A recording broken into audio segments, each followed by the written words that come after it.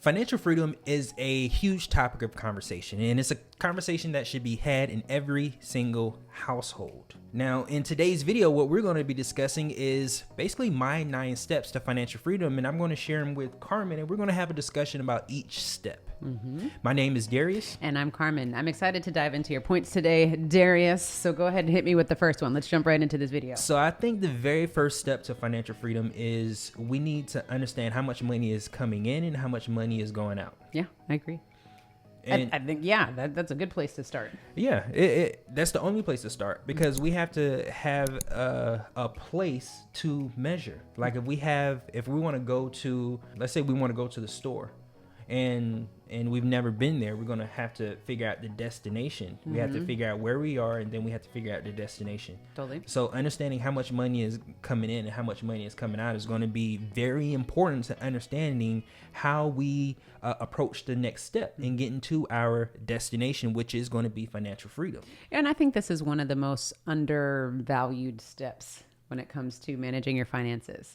And I just say this as a blanket statement because one, it's painful. If you're not in control of your finances, sometimes just sitting down and putting the numbers on paper can be a little bit tedious, can be a little bit painful, because sometimes our finances is something that we avoid. We don't want to look at it. We just want to see something happen. We just want to make sure that there's money there somehow. So what I would say is absolutely you need to make sure that first you understand what your income is. How much money to the penny are you bringing in every single month? And then you need to make sure that you understand what your expenses are to the penny and do the math to figure out if everything adds up. Right. And I think what sometimes people do is they think they have the numbers in their head. That's why it's not necessary to know how much money is coming in and coming out to the penny, because they have an idea of how much it costs and how much it is worth in their minds. Having an idea. And I honestly say these days with technology and online banking, it is an amazing feature to have, but online banking isn't going to help you manage your finances. You know, where you just log in, you go, okay, I paid this much for Starbucks, I paid this for rent, I paid this for that. Like, that's not going to add everything up for you and tally it up. So you do need to make sure that you have something on the side that you're tracking and doing your checks and balances to making sure that you're not overspending. Especially when you have multiple accounts. Oh, I think a lot of people have multiple accounts. So it's really hard to understand how much money is going in and how much money is coming out, especially when you have debt. Yeah, I agree. We have a lot of expenses, especially when you add in debt with that, credit cards. If you have multiple credit cards and you're making minimum payments on more than 2 credit cards, then it's hard to understand exactly how much money is going in and coming out, figuring that out in your head. I agree. You have to put it on paper. I agree. I love that step. And honestly, it gives you clarity. It gives you peace of mind. When you see the numbers, how everything adds up, you know that you're allocating your funds appropriately. This could lead into a whole nother video where we talk about actually how to allocate your funds. We completely believe in the 50-20-30 rule, where you're going to put 50% of your expenses towards fixed expenses, 30% of your income towards flexible expenses, and then you're going to put 20% towards paying yourself first or savings. That's actually step number 2. Step number 2 perfect. is Nice rigging, segue. is understanding how to use the bank and rigging the game in your favor. I really believe that the game of money is a rigged game. That's why whenever we get paid, we end up not having as much money as we think we should at the end of the month in our account, because the game is rigged, not in our favor. So another rule to the game is to rig the game in your favor. So wait, before you move forward with that, how do you think that the game is rigged? I think it's rigged because there's so many opportunities for us to spend money, and it's like put in our face every single minute of every single hour. There's some type of advertisement as you're driving in your car, as you're listening to the radio, as you're sitting home watching television. There's some type of advertisement. Even as you're watching this video on YouTube, there's going to be an advertisement trying to get you to spend money to transfer your wealth. Now, there aren't as many opportunities or not as many advertisements as there are to make money as there are to spend money. Well, yeah, because in order for you to be successful financially, you have to get in the driver's seat and have to make things happen. Right. So when you talk about with the capitalistic society that we live in, it's always about spending a buck. Consumers are spending, and there's less advertisements out there that are teaching you how to keep your money. Yeah. It's about, Nike and Adidas and Amazon and Harris Teeter and whatever it is, just spending, spending, spending. We need to take a moment, put our blinders on, not to get distracted by the noise, and focus in on our financial goals and what's going to help us accomplish the things that we need to do. Yeah. And even when we think about investing our money, like there's a ton of different ways to invest, but is there education on how to properly invest? Because that's another way of separating you from your money, especially if you don't understand the vehicle that you're investing in. I'm with you. And one could argue, yes, Carmen and Darius, there's a ton of information out there as far as investing and what I should do. And again, what we always talk about on this channel is about ownership. Yes, there's information out there, but it's so easy to go up to Jimmy John's financial services and let him manage your money. We're talking about taking action, taking control, and you controlling what's happening, because you can't trust that somebody else is going to do something for you. You can't trust that the banks are going to do something for you. You can't trust that anybody else is going to do anything for you. You have to take action and ownership for your finances. Right. And as we go into the 50-30-20 rule, this is our way of rigging the game in our favor, where we only spend 80% of what we earn on our fixed and flexible expenses. The other 20% is saved so that we can make investments, so that if anything was to happen, we have funds that we can use to prevent us from going into third-party debt. Yeah, it's important that you do that, because if you look at the stats, over half of Americans have to go into debt in order to be able to afford for some sort of hardship. Yeah. And so whenever you have a plan, aka rig the game in your favor, if you have a plan for your finances, when things come up, you have the money available, and you don't have to go into debt and be succumbed to high interest payments and things like that, because you already have the plan.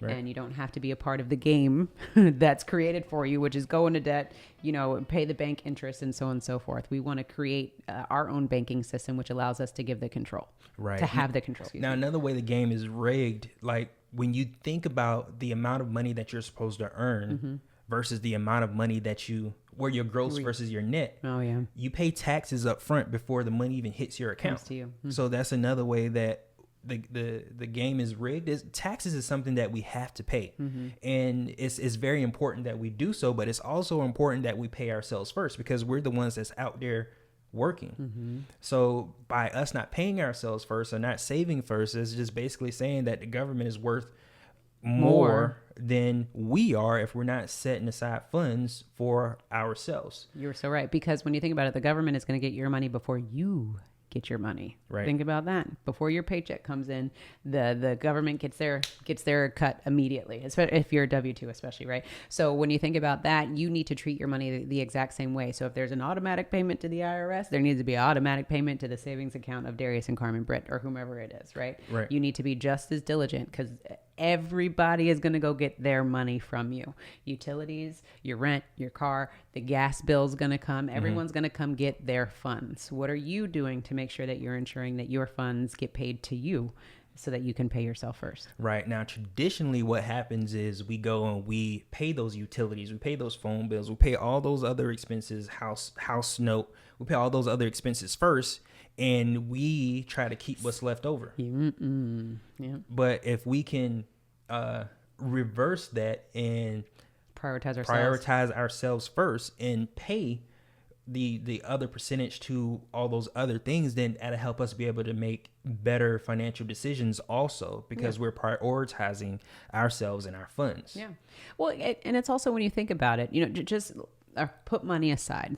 When we just think about ourselves personally, we know that, like, if we're not in a good mental state, if we're not prioritizing our mental state, our physical, our emotional, our spiritual well-being, we know that we're not going to be good for our partner, for our children, for our friends, and our family. So it's always about taking care of yourself first, making sure that you're good so that you can show up for your family. Right. We're saying the same thing when it comes to your money. You need to show up first. You need to prioritize yourself so that you can be good for everything else, for all the other transactions and things that come about. Because if you're not there mentally, you know that you're gonna catch an attitude with your spouse. You're gonna be upset with your children. Anything could come in and just rock your world, because you don't have the foundation that you need to perform at your best. So put that same mentality towards your finances.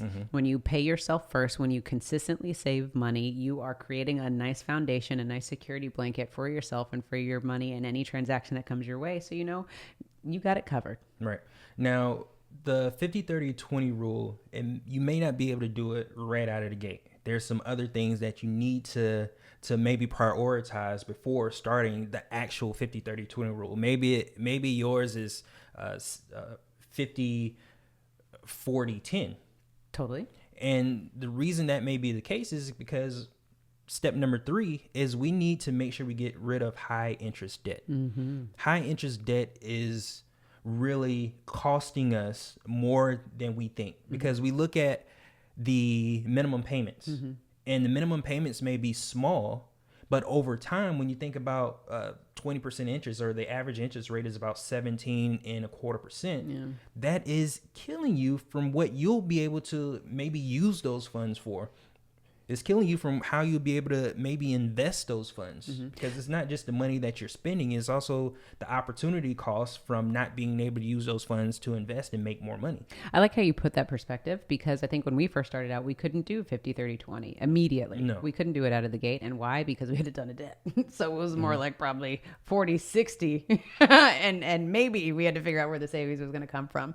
But being honest and transparent, when we looked at our finances, we did the number, step number 1, do the math and figure it out. We realized we were completely over leveraged, and we had to do some reorganization and figure out, wait a second, we don't have a plan for savings. Wait a second, our flexible expenses far exceed our fixed expenses, and we just got to start over. So with that, I think it's important to make sure that you understand the numbers, right? Don't just rely on online banking to go, oh, this is what I'm spending. How does that relate to the bottom line at the end of the day and your allocations? Yeah, that high interest debt is screwing up our cash flow. Oh, yeah. The name of the game with anything that we do, we're trying to increase our cash flow. Yeah. And also that one statistic that's out there where it's like another half of Americans are paying more in interest every single month than they're saving. They're paying more in interest every single month than they're saving. So when you're sitting back and you're going, I'm only paying Amex $150 a month, or I'm only paying Visa, $300 a month. It's not killing me. Add all that up together and figure out what that interest is that you're paying. You're probably paying more in interest than you're saving yourself. Yeah. And the interesting thing about interest is that it may be a liability to us, but it's an asset to somebody else. So when we spend money on interest or on high interest debt, that is an asset to somebody else, and somebody else is making money.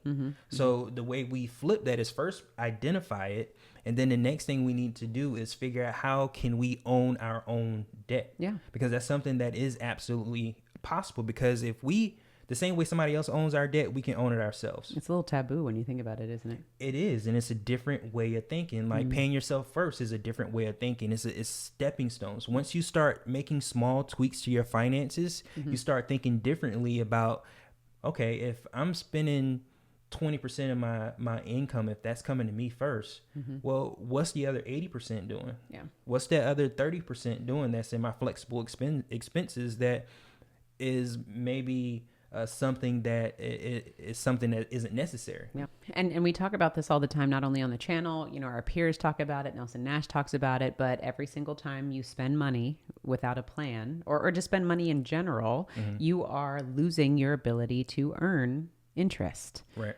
You're losing the ability to keep your capital. And that's why we call it a wealth transfer, is every single time a dollar goes out, every single time a dollar goes out and there's no plan for it to come back, you're transferring your wealth to that party that you just paid. Right.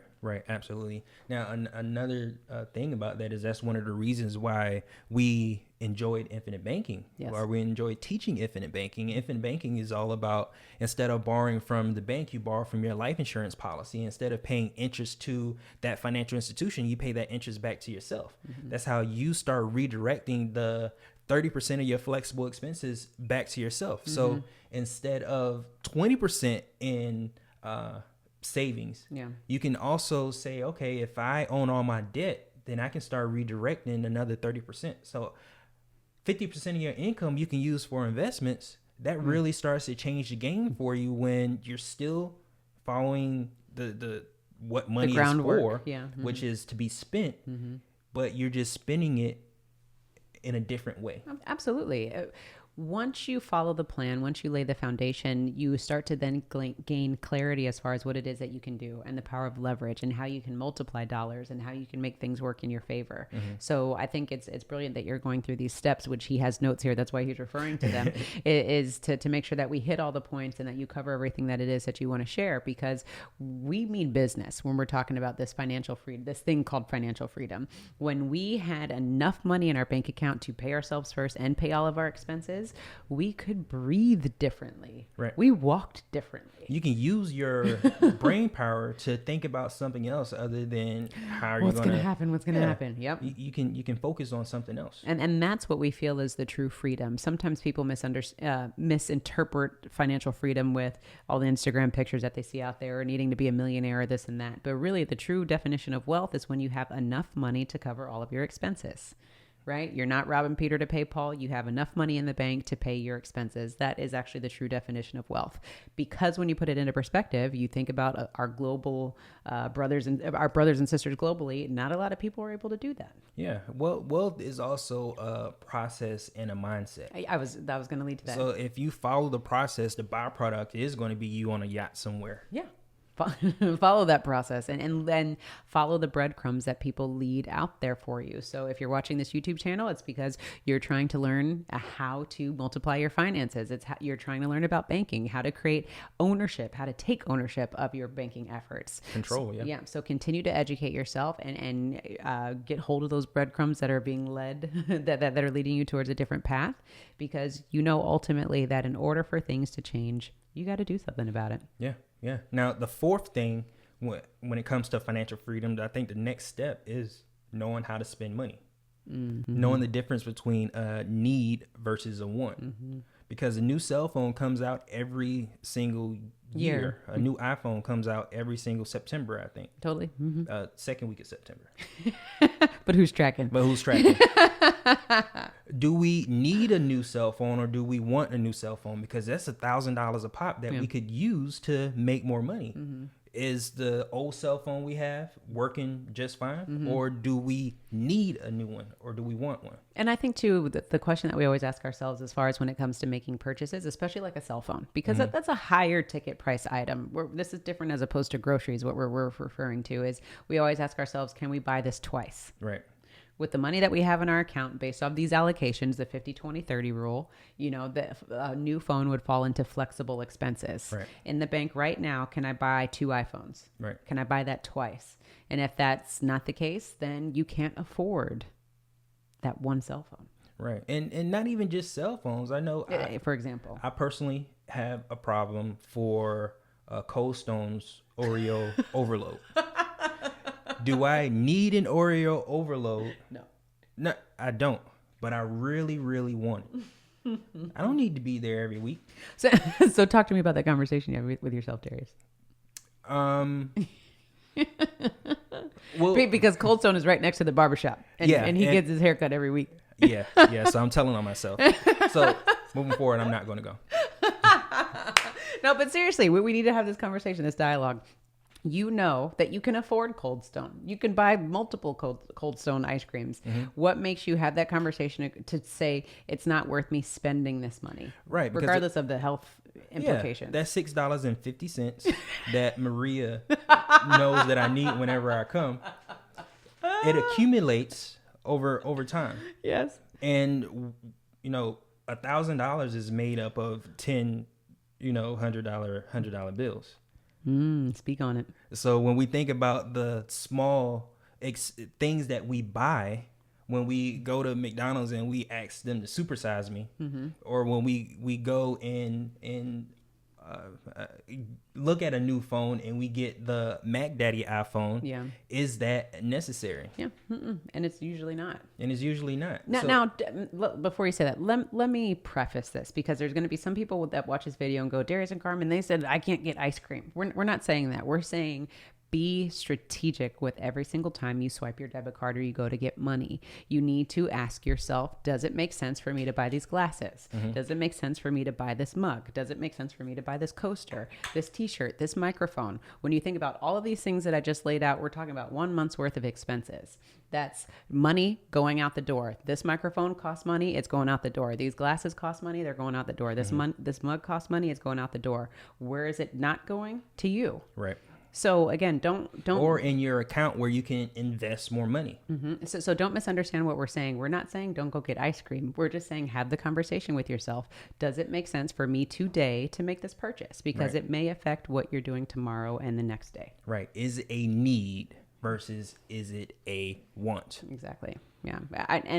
I wanted to take a moment to explain that, because for someone like myself, if you tell me, no, Carmen, you probably shouldn't buy this mug. I know I can afford this mug. And in my head, I'm thinking, now you're restricting me, right? You're restricting my finances. But when you think about it from a generational wealth standpoint, or even just, let's talk about the next month. Let's talk about Christmas. Let's talk about everything that goes out. It's a compound effect. Right. Every single time you swipe your card, there is a compounding effect of the expenses that you're spending, in the sense of it's continuing to take more and more money away from you. So when you do the math and you realize how much you're spending every single month, you now have to put that into perspective and go, okay, do I want $5,000 to leave my household every single month? Right. How can I bring back $5,000 into my household every single month, or whatever it is? So that's why I said, just think about those things. It's not about what can I not have. It's about what can I do better? How can I be more efficient with my money? Right. Right. Thank you for saying it that way. Sure. Now, so far, that's what I'm here for. So far, are these steps making sense to you? Oh yeah. Perfect. I think you're on a roll.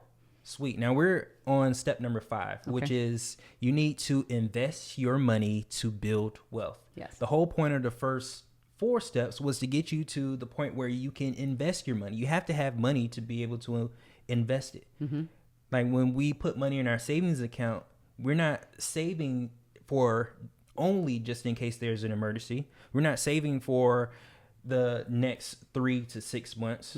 Beyond that, we need to have funds available so that we can invest money, so that we can make more money, so that we don't have to continue to trade time for money. Yeah. We can trade money for money. Yeah. Yeah. I think that's a beautiful thing. And one thing you can approach this, you can say, I don't even have to use my money to invest. I can use someone else's money. Yeah. And I think one reason, and I don't know if you thought about this, but one reason why you kept it lower on the list, not only because it makes sense for you to have your ducks in a row first, yes, but when you have your ducks in a row, if you're using your money or someone else's money, you respect the money differently. Right. Right? Don't come to the table investing with third-party funds if you don't have your ducks in a row. Yeah.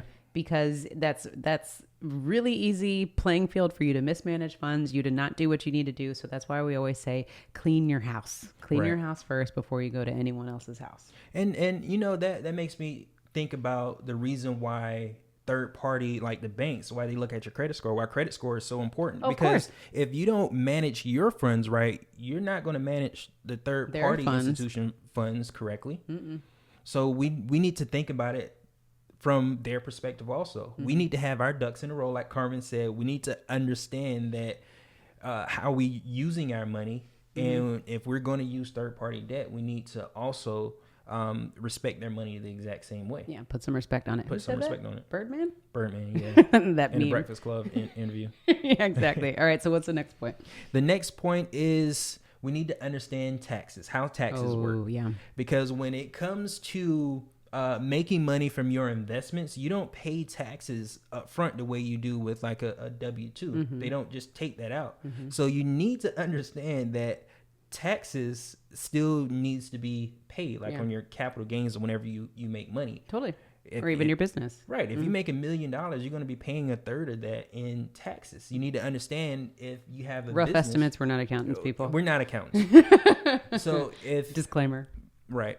So if you have a business, you need to understand how tax credits work. Of course. You need to understand how when Deductions. you spend money in a business, then you have those deductions. You need to understand how it's going to affect the amount of money that you spend in your taxes. So taxes is a huge thing that we need to understand. It's something that we need to take into account for, because just because you made $1 million doesn't mean that that's going to be the amount of money that you keep come the following year. No. And I think it's important to talk about taxes too, because and what we do on the Wealth Nation channel, we always share our story. And part of our story, when we were W-2 employees, we were excited about that refund that came in. We're like, oh God, we needed that money. But take a minute. Hold up. We need that screeching sound. Hold on. Why are you getting a refund in the first place? Because you overspent in taxes. Why are you getting a refund in the first place? Because you overspent in taxes. You gave the government so much money that they're going to give you some of your money back. Let that sink in. I don't think we ever had anybody to break it down in that manner in which we did. We were just like, oh, we're getting a refund. Knowing the definition of a refund. You know what I'm saying? Do you ever think, did you take the time to think about it? No, not. Did you conceptualize like really what had happened? Why you were getting a refund? I was really excited about the refund initially. Yeah, so it overshadowed why you had it in the first place. It was just like, oh, the government's sending me money. You know, I didn't really think about it until I started taking my money more seriously, because I was basically scrutinizing where every dollar went. Yeah, and that's what I'm saying. So that's why I was like, when we're talking about taxes, let's first and foremost understand the definition of a refund and why that is. So if you aren't planning and allocating your funds appropriately, it is quite possible that you will get a refund. And don't get me wrong, we want to get a refund. We want every dollar back that we can, because we don't ever want to overpay the government. Right. But again, start thinking about money, start thinking about what's happening, start thinking about the relationship that people have with your money and how you can better protect your funds. Maybe start a business, maybe take advantage of some deductions that you can totally control in your power, so that maybe you're not spending as much in taxes every single year. Right. But of course, talk to your tax professional. Disclaimer, we are not tax professionals. You know, one thing that really stands out to me is when I was surprised when I looked at my taxes every year, I was surprised on how much money I made. Yeah. When I compare, because you don't see it. You don't see it. When you compare it to how much money you actually have versus how much money you made, you be like, man, I made all this money and I spent this much in taxes. I was excited for a refund then. Yeah. But now that I am taking it more seriously about my tax projections, how much money that we made, how much money we spent, and how much money we need to set aside for taxes, I understand a little more how tax credits work and how they can work in our favor. Yeah. And it goes back to the whole steps of this financial freedom thing. It all just goes back to control, understanding what's going on. And we really consider, with you taking ownership of your money, that you're creating a business for yourself. Because when you create a business, you have to scrutinize what's going on. So in this instance, you got to be in two games at the same time. You got to be in the money game, and you got to be in whatever's making you money game. Right. And taxes is a huge thing, because a lot of our money goes to taxes. So we need to follow where our money goes, and understanding how taxes work is huge, and understanding how financial freedom is something that you can attain. Absolutely. And it gets down to the point. So we just shared with you where we were, right? Where we were like, oh my God, thank God we get this refund. Now, fast forward several years, we're to the point where we budget for taxes, where we get within thousands of dollars of how much we owe the IRS. So it's not like something that we are reacting on. It becomes a proactive approach. And okay, if we made X amount of dollars, we're going to need to put X amount aside just as a cushion to make sure that our taxes are covered and it doesn't beat us down every single, quarter, year, however you file your taxes. So again, having a plan, being proactive, that's the name of the game. Right. And make sure you hit the subscribe button so that you can subscribe to our channel, because Carmen and I, what we like to do is we like to get on here and share our own personal experiences, share how we got to where we were where we are with our relationship with money, and some of the things that we really screwed up on. And it's really important for you to learn from other people's mistakes. There's no reason for you to have to go through something when you can take our story and learn from it. So make sure you hit that subscribe button and subscribe to our channel. We really appreciate it. Exactly. And also click on the link below if you want to join the Wealth Nation. We are here to serve you, and it's always about creating financial freedom so that you can do better for yourself and your family. So go ahead, ahead, check us out at the link below. Right. Now, the 7th step to financial freedom is basically thinking about generational wealth, like estate planning. Because as you have children, let's think about it. As I was growing up, I would think about, kids that was in a better financial situation than I was, because they were born into a situation or a family where they knew about generational wealth, where they knew about how to manage their finances. And that's something that every parent wants for their child, is for them to be in a better financial position than they were. Yeah. Now, we can be proactive with that by thinking about what our funds will be doing when we're not here, because that's something that we cannot take with us. No matter how much money we accumulate, we can't take it with us. And a part of financial freedom is understanding that your children's children is going to be taken care of because of the decisions that you've made. They'll be able to start from a different point, a different step than where you started from. Yeah, it's always about doing better with the next generation. Yeah. And even with estate planning, I mean, some households don't even understand the importance of having a power of attorney, so Right. if whatever happens, that you're not in the capacity to make the best judgments, you do have somebody backup who can be there to lead on your behalf. So, power of attorney, I would definitely say that's the first step that you need to take, because God forbid something happened to you, you're in the hospital and you can't make any decisions. You need to make sure that there's somebody there that can help and back you up, because you never want to leave your finances, your family in jeopardy because you didn't have a plan. Right. And wills, a part of the estate planning, that is so important, because again, sometimes when there's not wills in place, you can be subject to the probate courts, and then the courts are making decision for what's happening to the assets that your family has. So again, going with controlling that foundation, it can be simple paperwork that you set up, folks. We're not even talking about like complex things. Right. As long as you have something in writing, some sort of documentation that has been notarized, that has been recognized, you have official documentation to know that, okay, I have a power of attorney, or okay, I have a will set up. You just need something in writing. Right. And what we want you to do is we want you to start adding this to your thoughts and this stuff that you start researching online, so you can start gaining the vocabulary of, okay, when I think about financial freedom, it's not about just right now. Yeah. Yeah. It's also about the future. It's also about when I retire. It's also about when I'm no longer here. Financial freedom should incorporate your children's plans. Your children's children. Your children's children, absolutely. But I'm just saying, let's start here. If you're just trying to get financial freedom, you should start thinking about, okay, what am I going to do today that's going to help me breathe easier? And then as I breathe easier, how are we going to work on Jimmy and Sarah's plan, your children, right? And then from there, once you get your kids straight, then we're working on the next generation after that. So don't always just think about today. You always have to think about tomorrow. And the one thing that is always guaranteed to each and every one of us, not being morbid, folks, but death. In Texas. In Texas. But death is always something that is guaranteed. It's going to happen.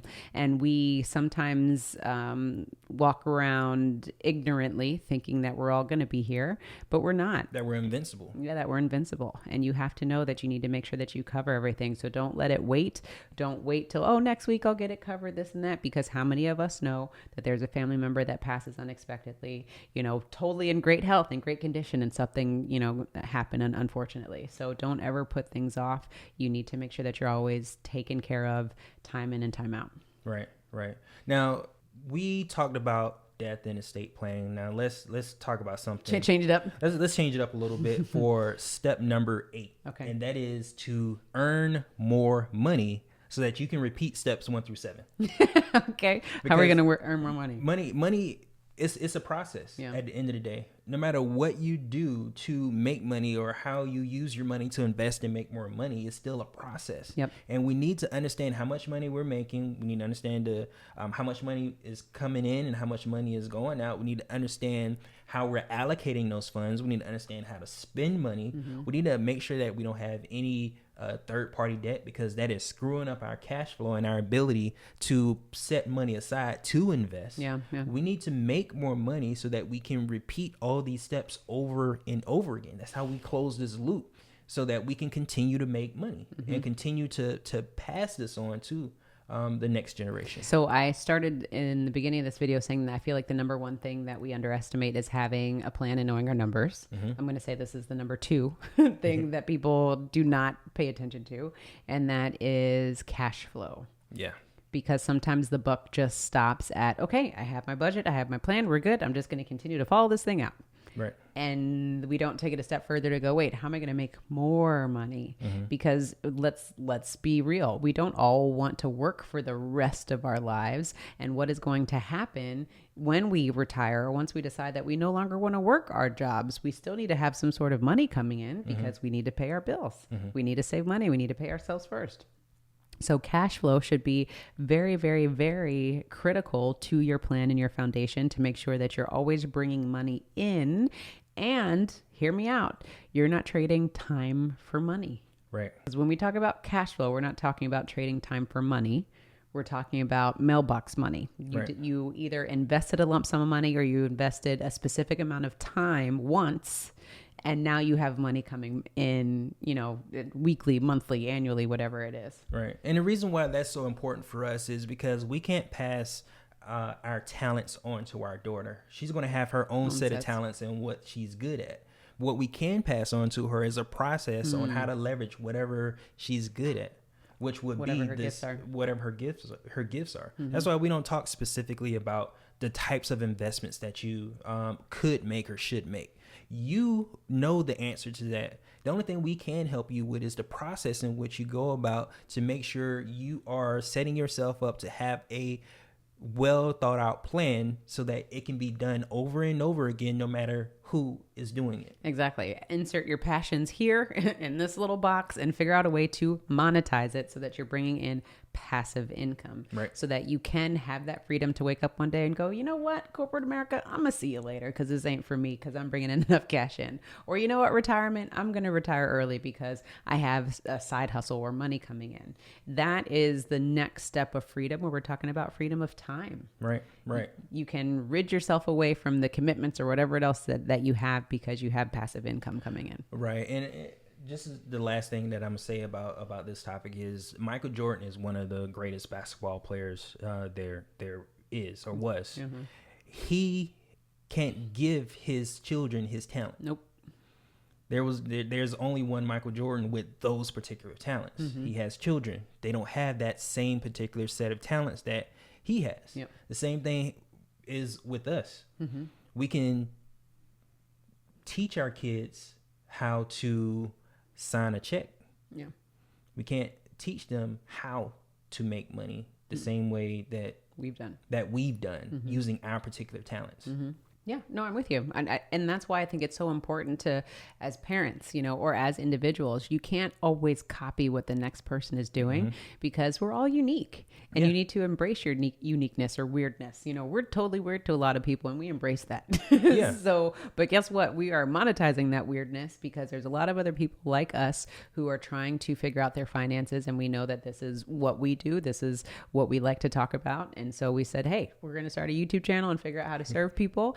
And next thing you know, we're monetizing our passions. Now, step number 9, the reason why I say that, and I'm glad you made this point, is the fact that, special shout out to Caleb, is that you are your biggest asset.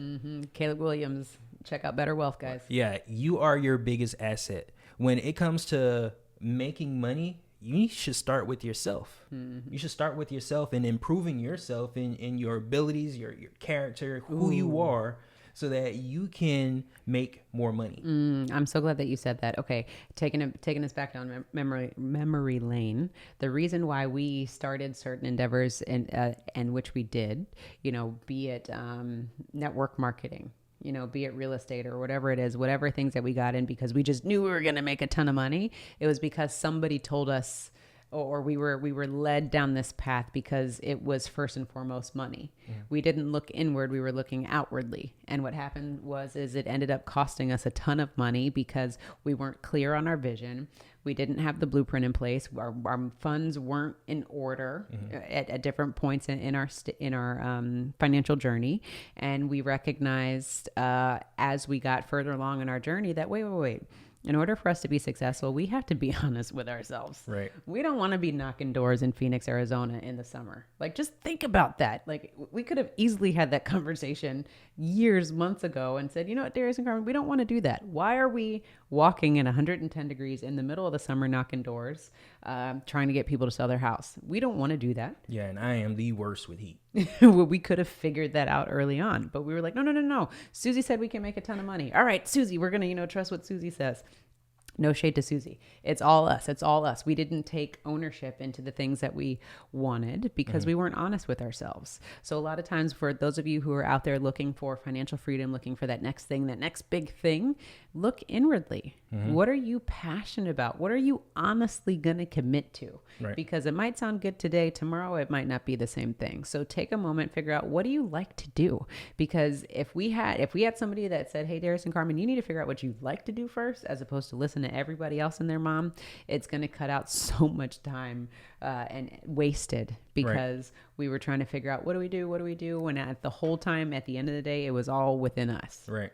And another thing to be, the fact that you're your biggest asset is, regardless of who you have that you as an investor, who you have that's your financial advisor, you need to manage your money to make sure you're on track for the goals and objectives that you set for yourself. You need to manage your money. You need to manage your money. Your financial advisor, or whomever it is your partner. They are not the lead. You are the lead. They are your partner in this. So they're on the side next to you making suggestions. Right. And you have the lead in this. You're not behind them trailing going, what do I need to do? What should I be doing? You better be at the table, or you better be the table, and they have a seat at your table. Right. You are the CEO of your life. So you need to be the one managing your funds.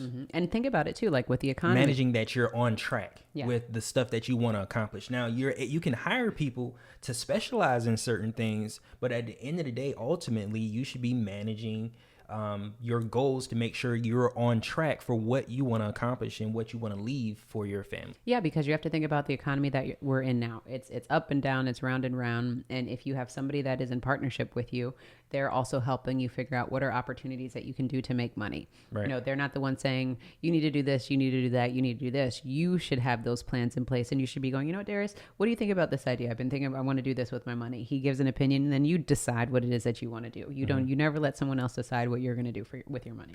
Absolutely. Perfect. Is that it? That's it.